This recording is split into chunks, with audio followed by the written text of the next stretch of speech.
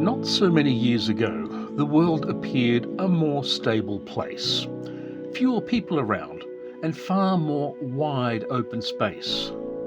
There were always wars and conflicts around, smutterings and skirmishes, but really not out of hand. Once the telegraph was invented, did things begin to change? Progress to the phone, information commenced to be exchanged. Morse enabled that beginning with a succession of dots and dashes, tapped out bit by bit over simple wires with passion. As the world grew, global synaptic connections were made, content began to seep, data began to progressively invade. It was Marconi who took the next leap forward, radio transmissions, no wires incorporated. Gutenberg was hailed as the pioneer world changer, putting the printed word on lots and lots of distributed inked paper. The internet has effectively done away with that. Now everyone can share thoughts with a few simple taps. The Chinese were the first with that, but that's another story. I really don't know why Gutenberg got all the glory. Freedom of speech is a perceived human right. Information unchecked or verified now appears quite rife. The plethora of mis- and disinformation is now the new global war. But how to manage it all and still satisfy that freedom of speech law? Did we go to the moon?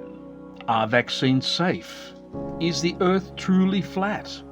The internet appears as a new unrestrained gate. All data may pass, from the good to the bad. Data allowed unchecked is actually quite sad. I hate to point out that education is key. Critical thinking the process and the correct delivery. The unenlightened being handed powerful global communication tools, spreading misinformation are really only fools. To share one's thoughts without the censorship machine opens the gate to a whole mental thought world previously unseen. The correct triage of this new global data stream needs careful consideration before it's blindly believed.